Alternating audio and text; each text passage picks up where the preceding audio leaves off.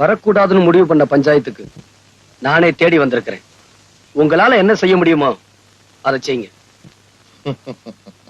பாத்தீங்களா, என் காரை உடைச்சது மட்டும் இல்லாம என் பொண்ணு அடிச்சது மட்டும் இல்லாம என்ன திமிரா பேசுறான்.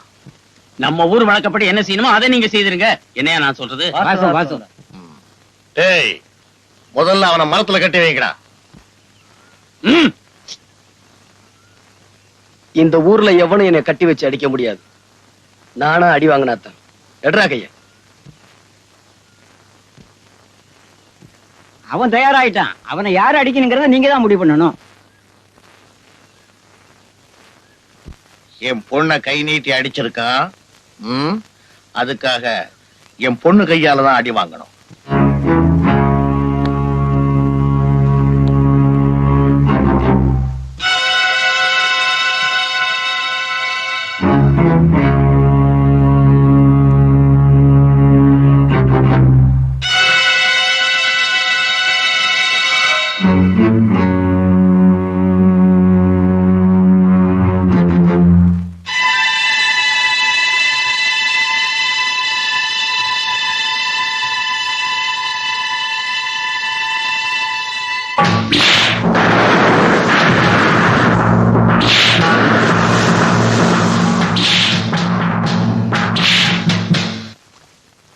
அம்மா அம்மா, பஞ்சாயத்துல உங்க பொண்ணு சின்னமணியை சவுக்கால அடிச்சிட்டு இருக்கு.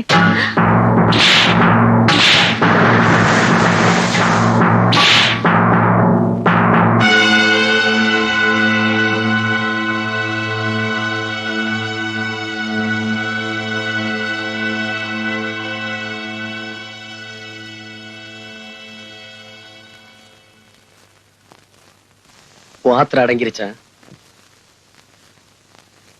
இந்த ஊரே பாக்குற மாதிரி என்னை எப்படி அவமானப்படுத்தணுமோ அதை நீ செஞ்சிட்ட. இதே ஊர் பாக்குற மாதிரி நான் என்ன செய்யணுமோ அதையும் செஞ்சிடறேன்.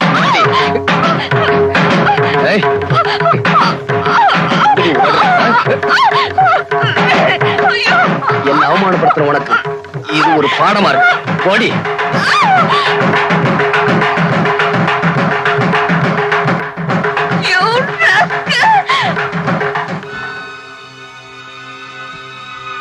ஒரு பொண்ணுக்கு ஒரு தடவை தான் கழுத்துல தாலி ஏறணும். உன்னை பொறுத்த வரைக்கும் உன் வாழ்க்கையில அது நடந்து முடிஞ்சிருச்சு.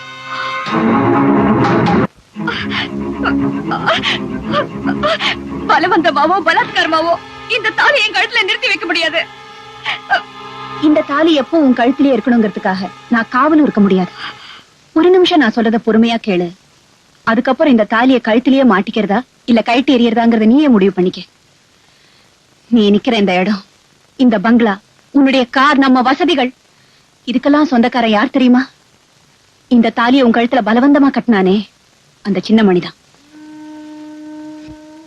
நீ நினைக்கிற மாதிரி உங்க அப்பா ஒன்னும் ஒரு பரம்பரை பணக்காரர் இல்ல. இதே ஊர்ல வசதியா வாழ்ந்துகிட்டு இருந்த எங்க அண்ணன் கிட்ட கை நீட்டி சம்பளம் வாங்கிட்டு இருந்த ஒரு வேலைக்காரர் தான். அவர் எங்க அண்ணன் கிட்ட வேலை செஞ்சுக்கிட்டு இருந்தப்ப தெரிஞ்சோ தெரியாமலோ உங்க அப்பா கிட்ட நான் என் மனசை பறி கொடுத்துட்டேன். இது தெரிஞ்ச எங்க அண்ணன் எவ்வளவோ எடுத்து சொல்லி பார்த்தாரு. ஆனா நான் கேட்கல. முடிவா எங்க அண்ணன் கிட்ட நான் சொன்னேன், நீங்களா பார்த்து ஒருத்தரை கல்யாணம் செஞ்சு வச்சாலும், நானா விரும்பி ஒருத்தரை ஏத்துக்கிட்டாலும் வாழ்க்கை நடத்த போறவன் நான் தானேன்னு சொன்னேன். அதுக்கப்புறம் அவர் ஒரு வார்த்தை கூட என்கிட்ட பேசல. அடுத்த வாரமே உங்க அப்பா கட்டின தாலி என் கழுத்துல ஏறிச்சு. ஆனா கல்யாணமான ஒரு மாசத்துக்கு அப்புறம் தான் உங்க அப்பாவுடைய சுயரூபமே எனக்கு தெரிய ஆரம்பிச்சது. நீங்க எவ்வளவு சொல்லியும் கேட்காம நான் தப்பு பண்ணிட்டேன்னா உங்களை இந்த நிலைமைக்கு ஆளாக்குனதே நான் தானே. இப்போ எல்லா சொத்தையும் எழுதி வாங்கிட்டு வந்தாதான் நீ வீட்டுக்குள்ளேயே வரலான்னு என் வீட்டுக்காரர் சொல்லிட்டாரு. அதுக்கு நீ என்னமா சொன்ன? எங்க அண்ணன் சொத்தை எல்லாம் எழுதி வாங்கி கொடுத்துட்டு உங்க கூட வாழணுங்கிற அவசியம் கிடையாதுன்னு சொல்லிட்டு அந்த வீட்டை விட்டு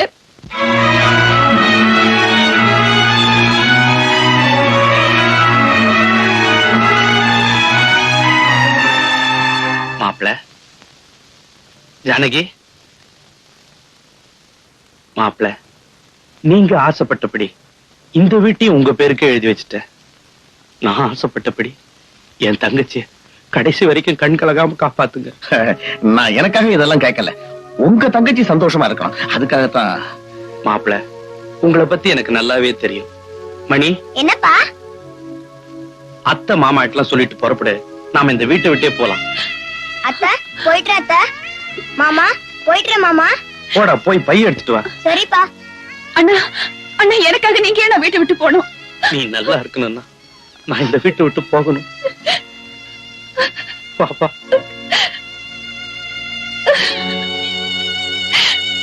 அண்ணா, வீட்டை விட்டு வெளியே போனதுக்கு அப்புறம் எவ்வளவோ வசதியா வாழ்ந்துட்டு இருந்த எங்க அண்ணன் ஒரு கூலிக்காரனை விட கேவலமா குடிசையில வாழ்ந்தார். அந்த நேரத்துல அவருக்கு வந்த சக்கரை வியாதியை குணப்படுத்த அவரால் முடியல. அப்பதான் அவரை பாக்குறதுக்காக நான் ஆஸ்பத்திரிக்கு போனேன்.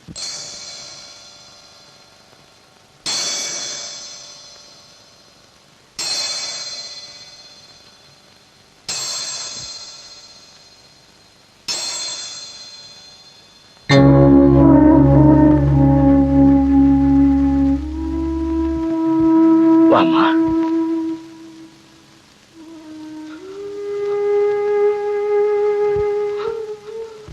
ஆபரேஷன் தான் முடிஞ்சு போச்சே, அப்புறம் என்ன அழறீங்க? இன்னொரு காலம் எடுத்தாதான் உங்க அண்ணனை உயிரோட பார்க்க முடியும்னு டாக்டர் சொல்லிட்டாருமா. டாக்டர் சொன்னா உங்க நல்லதுக்கு தான் சொல்லுவாரு. ஒரு காலுக்கு நீ இருந்த, இன்னொரு காலுக்கு நான் இருக்கேன்னா.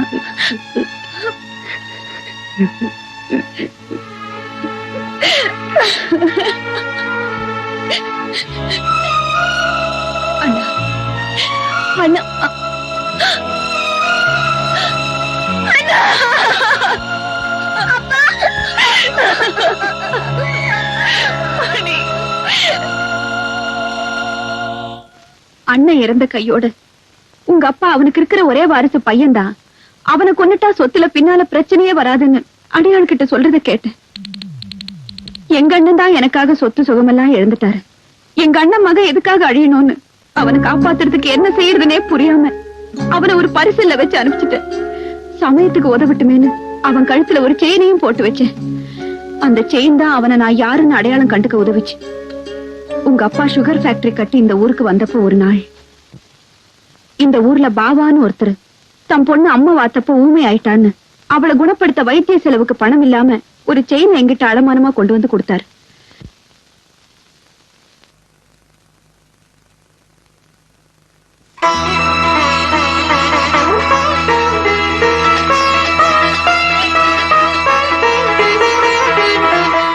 வாங்க, இத பாருங்க. இது உங்க நகை இல்லைன்னு எனக்கு நல்லா தெரியும். தயவு செஞ்சு சொல்லுங்க, இது எப்படி உங்க கைக்கு வந்தது? அது வந்து தயவு செஞ்சு சொல்லுங்க. அம்மா, என் மக வைத்திய செலவுக்காக நீங்க உதவி செஞ்சீங்க, அதனால இந்த உண்மையை சொல்றேன். 20 வருஷத்துக்கு முன்னால ஒரு நாள் ராத்திரி பரிசல கட்டிட்டு கரையேறும்போது யாரோ அலற சத்தம் கேட்டுச்சு. திரும்பி பார்த்தா ஒரு பையன் உயிருக்கு போராடி தத்தளிச்சுக்கிட்டு இருந்தான். அவனை காப்பாத்தி கூட்டிகிட்டு வந்து என் மகனா வளர்த்துக்கிட்டு வந்தேன். அவன் கழுத்துல இந்த சங்கிலி இருந்துச்சு. அவர் சொன்ன விஷயத்த வச்சுதான் எங்க அண்ணன் மகன் உயிரோடு இருக்கிற விஷயமே எனக்கு தெரிஞ்சது.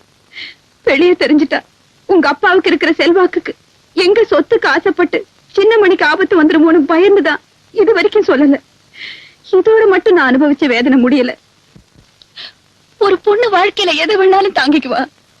ஆனா அவ புருஷன் இன்னொரு பொண்ணு கூட தொடர்பு வச்சிருக்கிறத மட்டும் அவளால தாங்கிக்கவே முடியாது. நான் அதையும் சந்திச்சேன். எந்த வேலைக்காரதா எங்க வீட்டுக்குள்ள நுழைஞ்சு என் மனசுல இடம் பிடிச்சாரோ அவரே நம்ம வீட்டுல வேலை செஞ்சிட்டு இருந்த வேலைக்காரி கூட தொடர்பு வச்சுக்கிட்டு அவளுக்கு எடுத்து கை விட்டுட்டாரு. குழந்தையும் கைமா ஆஸ்பத்திரியில படுத்திருந்த அவளை பார்க்க நான் போனேன். டாக்டர், இப்ப எப்படி இருக்கு? இன்னும் 2 மணி நேரம் கழிச்சுதான் சொல்ல முடியும். நீங்க இவங்களுக்கு சொந்தமா? ஆமா.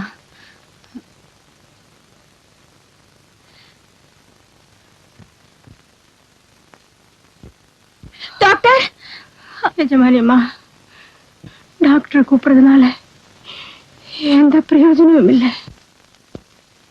நான் செஞ்ச தப்புக்காக இந்த பச்சை குழந்தைய அனாதையாக்கிடாதீங்க.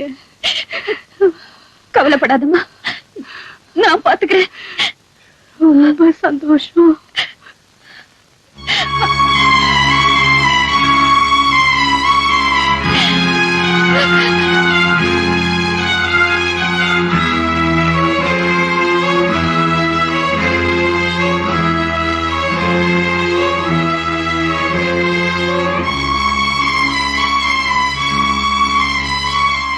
அன்னைக்கு அந்த வேலைக்காரி என் கையில கொடுத்துட்டு போன குழந்தை வேற யாரும் இல்ல, நீதான்.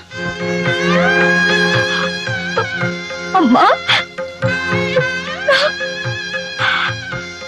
உங்க அப்பா செஞ்ச தப்புக்காக நான் உனக்கு தாயான, நீ என் குழந்தை இல்லைங்கிறது உனக்கு தெரியக்கூடாதுங்கிறதுக்காக நான் குழந்தைய பெற்றுக்கல.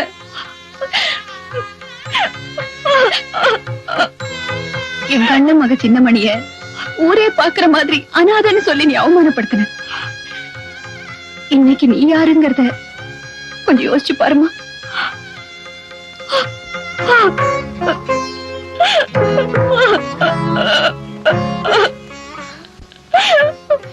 இந்த சாமி சன்னிதானத்துல நின்னுட்டு சொல்றேன், உங்க அப்பா எனக்கு செஞ்ச இத்தனை கொடுமைகளையும் தாங்கிக்கிட்டு நான் அவருக்கு ஒரு உண்மையான மனைவியா வாழ்ந்திருக்கேன்னா அதுக்கு என்ன காரணம் தெரியுமா? அவர் கட்டின தாலிக்கு நான் கொடுக்கிற மரியாதை தான். ஒரு தாய்ங்கிற ஸ்தானத்துல இருந்துகிட்டு மகளுக்கு செய்ய வேண்டிய எல்லா கடமையும் செஞ்சுட்டேன். உங்க அப்பா உனக்கு வேற இடத்துல கல்யாணம் பண்ணி வைக்க நினைக்கிறாருமா? பிடிஞ்சா நிச்சயதார்த்தம். இதுக்கப்புறமும் உன் கழுத்துல இருக்கிற இந்த மஞ்ச கயித்துக்கு நீ மரியாதை கொடுக்கறதும் கொடுக்காததும் உன் கையில தான் இருக்கு.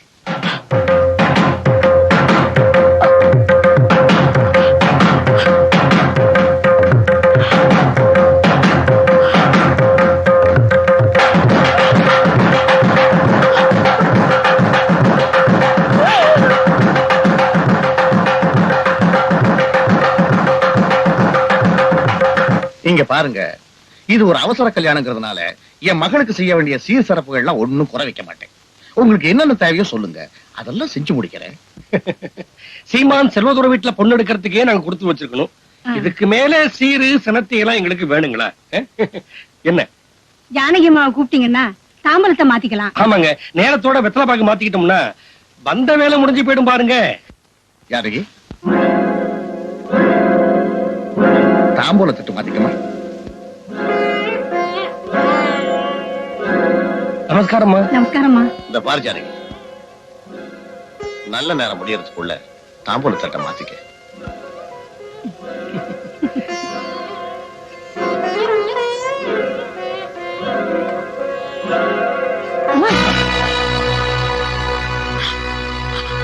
அம்மா, அம்மா, அம்மா, ஐயோ,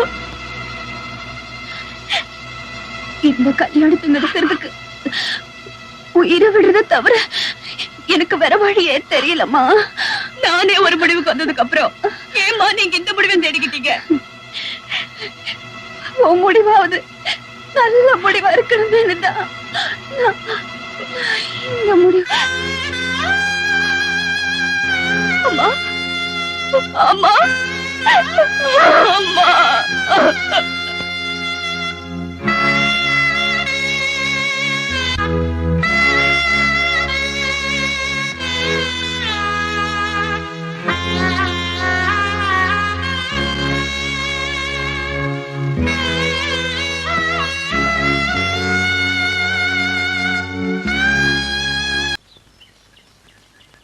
வெள்ளிக்கிழமை விடியும் வேலை வாசலில் கோலம் போட்டே, புதன்கிழமையும் வியாழக்கிழமையும் சனிக்கிழமையும் கூட வெள்ளிக்கிழமை விடியும் வேலை விதவிதமாய் கோலம் போட்டேன், விதவிதமாய் கோலம் போட்டேன்.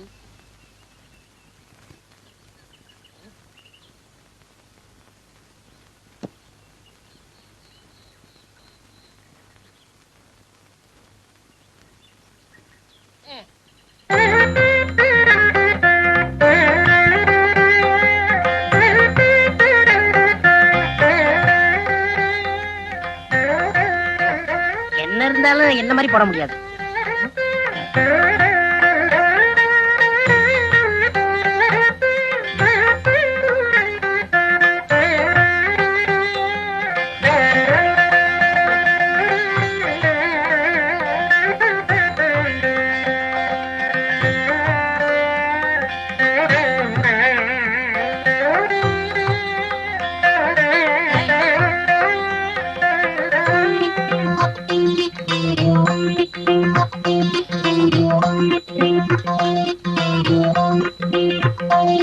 இந்த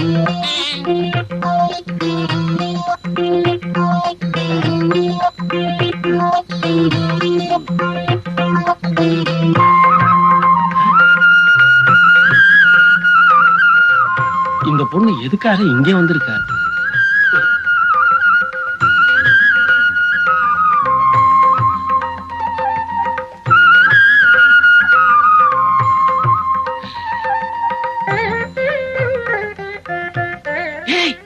என்ன பாபா கூப்பிட்டீங்களா? என்னடா அந்த பங்களாக்காரி இங்க வந்து உட்கார்ந்துட்டு இருக்கா? நான் கோலம் போட்டுக்கிட்டு இருந்தேன், அங்க வந்து தொந்தரவு பண்ணாங்க. ஆமா பாபா, நான் மாவாட்டிக்கிட்டு இருந்தேன், அங்கேயும் வந்து தொந்தரவு பண்ணாங்க. ஆமா பாபா, நான் துணி அலாசிக்கிட்டு இருந்தேன், அங்கேயும் வந்து தொந்தரவு பண்றாங்க. வாங்கடா.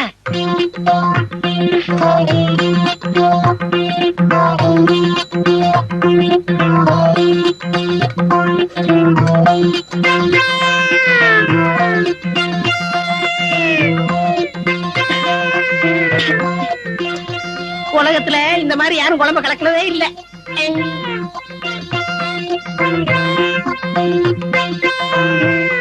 நில்லுங்கடா. எதுக்காகடா அந்த பொண்ணு இங்க வந்து சமையல் கட்டுல உட்கார்ந்து சமையல் பண்ணிட்டு இருக்கா? இது அங்கே கேட்க வேண்டியதானயா? இப்படி விவரம் இல்லாம கேள்வி கேட்டுக்கிட்டு இருந்தேன், விரல கடிச்சு எடுத்துருவேன்.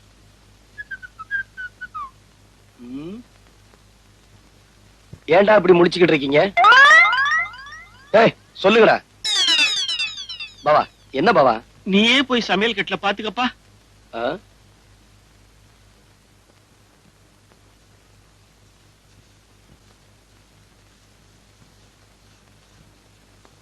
ஏய், என் வீட்டுல வந்து சமையல் செய்ய நீ யாரு? அன்னைக்கு தாலி கட்டினீங்க, இன்னைக்கு அரிசியை தூவி ஆசீர்வாதமும் பண்ணிட்டீங்க. ஏய், ஏய், இந்த வீட்டுக்குள்ள உன்னை யார்டி வர சொன்னது?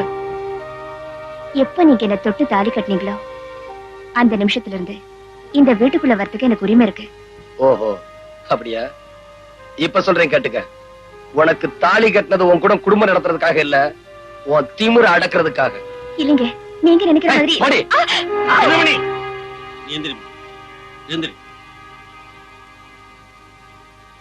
எதுக்காகடா அந்த பொண்ணு வெளியில போகணும்?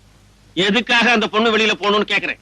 நீ பழி வாங்கணும்ன்றதுக்காக ஊரறிய 10 பேர் எதிர்க்க தாலி கட்டிட்ட. தாலி கட்டின பாவத்துக்காக வீடேறி வந்து அடுப்பத்தை வச்சிருக்கா. நீ பொஞ்சாதியா ஏத்துக்கிறியோ இல்லையோ, நான் மருமகளா ஏத்துக்க முடிவு பண்ணிட்டேன். நீ உள்ள போமா. சரி மாமா. நெல்றி பாவா, எனக்கு கோபம் வரதுக்குள்ளே அவளை வெளியே போக சொல்லுங்க. டேய், அந்த பொண்ணு இங்கதான் இருக்கும். அவளை வெளியில போக சொல்றதா இருந்தா என்னையும் சேர்த்து வெளியில அனுப்பு. அப்படின்னா என்ன அர்த்தம்? புரியலையா அவனுக்கு? ஆஹா, நீங்க எல்லாரும் ஒண்ணு சேர்ந்துருவீங்க, எல்லாரும் ஒன்னா இருப்பீங்க. அதுக்கப்புறம் என்ன, சின்ன மணியா பைத்தியக்கார மாதிரி வெளியே போயிட வேண்டியதான். பாவா, நடு வீட்டுல நின்னு வயிறறிஞ்சு சொல்றேன், 20 வருஷமா உங்க காலையே சுத்திக்கிட்டு வந்தன்னா இந்த வீட்டை விட்டு வெளியே போகணும். 5 நிமிஷத்துக்கு முன்னாடி வந்தவ இவ இந்த வீட்டுக்குள்ள இருக்கணும். நல்லா இருங்க பாவா, நல்லா இருங்க. மறந்துட்டீங்களா பாவா? மறந்துட்டீங்களா பாவா? இந்த ஊரே பாக்குற மாதிரி சவக்கால் அடிச்சு என் தோலை உரிச்சவ இவ இந்த வீட்டுக்குள்ள இருக்கணும். உங்க தோல் மேலே வளர்ந்தா வெளியே போகணும். ஆ? வெளியே போகணும்.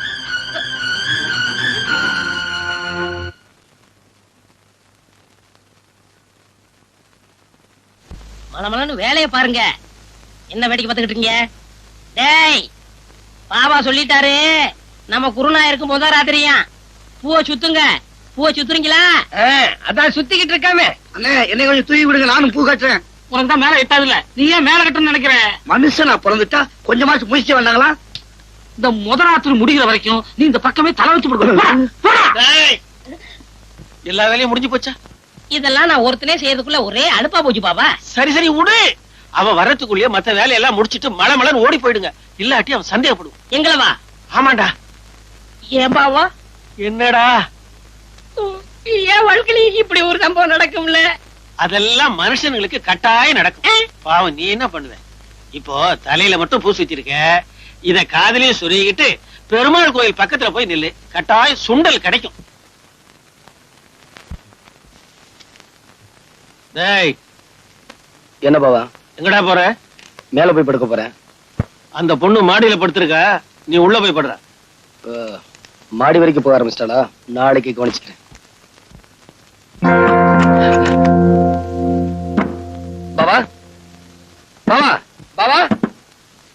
எதுக்கா கதவை சாத்துறீங்க? பாவா கதவை தரங்க.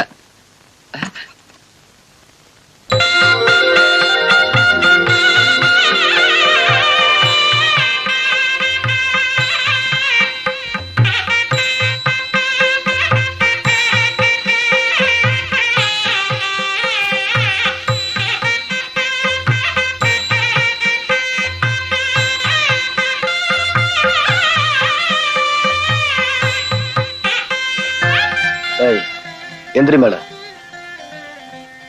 எதுக்கு கால்ல விழுந்த? உங்ககிட்ட ஆசீர்வாதம் வாங்குறதுக்கு. இதெல்லாம் ஓயார்பாடா? இல்ல, நம்ம பண்பாடு. பணத்துமுறா? இப்ப இல்ல. இத நான் நம்பணுமா? நான் அதுக்காக சொல்லல. கொஞ்சம் கூட உனக்கு வெக்கமா இல்ல?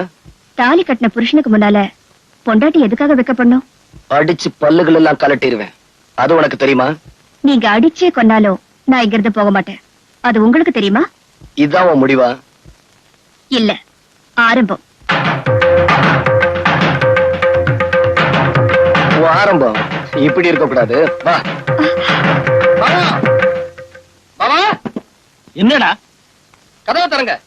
பேசாம உள்ளே படுறா, கதவை திறக்க முடியாது. நான் உயிரோட இருக்கணும்னா கதவை தரங்க.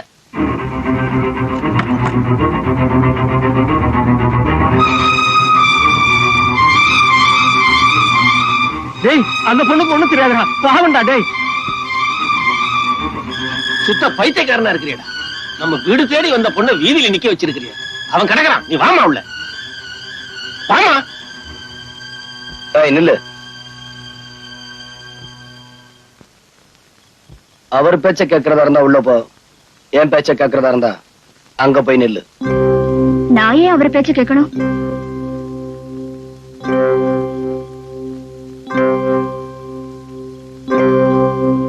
டேய் சின்னமணி, சின்னமணி, டேய் நில்லுடா, பாவண்டா. அந்த பொண்ணை வெளியில நிக்க வைக்காத, உள்ள கூப்பிடுறா. சின்னமணி, கண்ணு இல்ல, கூப்பிடுறா. நான் ஏற்கனவே மண்டை காஞ்சு போயிருக்கேன். ஆமா, பேசாம போங்க.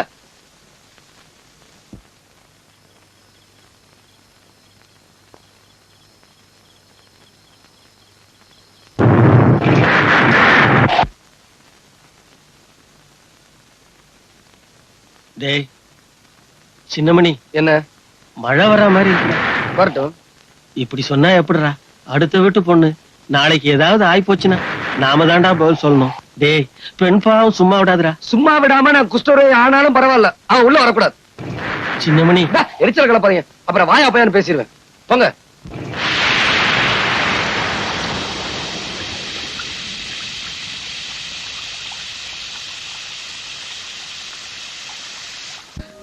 என்னையே அறியாம என் மனசுல ஒரு விதமான நரடல். ஐயா, என்னடா மழை நனைஞ்சு வந்து நிக்கிற? ஆமா ஐயா, நான் பார்த்தத என் வாயால எப்படி ஐயா சொல்லுவேன்? என்ன சொல்ற சொல்லு. நம்ம கண்மணி அம்மாவை அந்த சின்னமணி வீட்டுக்குள்ள விடாம வெளியிலேயே நிக்க வச்சிருக்கான் ஐயா. நம்ம சின்னம்மா மழையிலேயே நனைஞ்சுக்கிட்டு இருக்காங்க.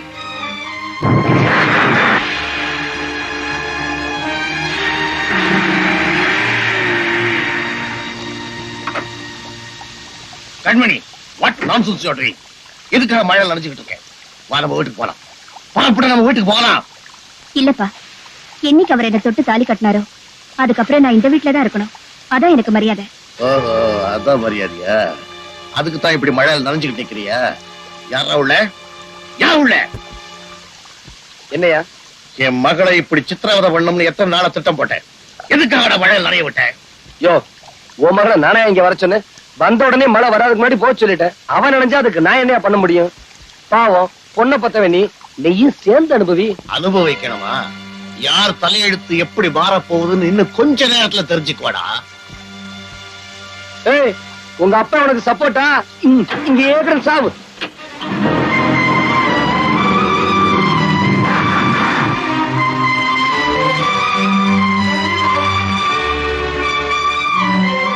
ஏமா இப்படி நிறைஞ்சுக்கிட்டே இருந்தா எப்படி?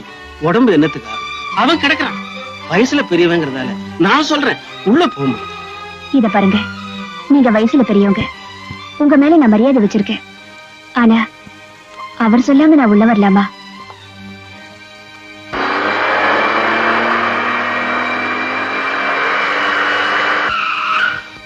சின்னமணி, அட ஏன் பாபா அவளுக்கா இவ்வளவு கஷ்டப்படுறீங்க? நம்ம வீட்டுக்கு முன்னாடி போலீஸ் ஜீப் வந்திருக்கு. போலீஸ் வந்து ஆமா, எதுக்கு வந்திருக்கு? தெரியலப்பா. வாங்க போ. வாங்க வாங்க. இவன் தான் சார் இந்த ராஸ்கல். ஏய் ஜவா, நீதான் சின்னமணியா? ஆமா you are under arrest. Sir, தமிழ்லயே சொல்லுங்க. ஓ, உன்னை நான் கைது பண்ண வந்திருக்கேன். எதுக்கு? இந்த பொண்ணுக்கு விருப்பமில்லாத தாலி கட்டினதும் இல்லாம அவளை சித்திரவதை செய்யறேன்னு அவங்க அப்பா வந்து கம்ப்ளைண்ட் பண்ணாரு. இங்க வந்து பார்த்ததுக்கு அப்புறம் தான் தெரியுது எந்த அளவுக்கு நீ சித்திரவதை செய்திருப்பேன்னு. சார், அது வந்து ஷட் அப். எதுவா இருந்தாலும் ஸ்டேஷன்ல வந்து பேசு. கான்ஸ்டபிள், விளங்க மாட்டே? இரியா, பேசிக்கிட்டு இருக்கோம்ல. ஐயா, என் பையன் ரொம்ப நல்லவங்க. அவன் ஒரு தப்பும் செய்யலீங்க. அதெல்லாம் வந்து ஸ்டேஷன்ல பேசுங்க. விளங்க மாட்டே? Wait. Excuse me, Inspector. Yes. May I know on what reason you are arresting my husband? I've been telling you all the times. Didn't you hear it? I just came here to do my duty. Fortunately, unfortunately, he is your husband. Yes. You have agreed that we both are husband and wife. Did my husband give any complaint on me, or did I give any complaint on my husband? No. This is a family matter. Some third person had given No, madam. He's not a third person. He's your father. Sorry, Inspector. I have no father, no mother, or anybody. I have only one person. That is my husband. Any doubts? Nothing. Let's move.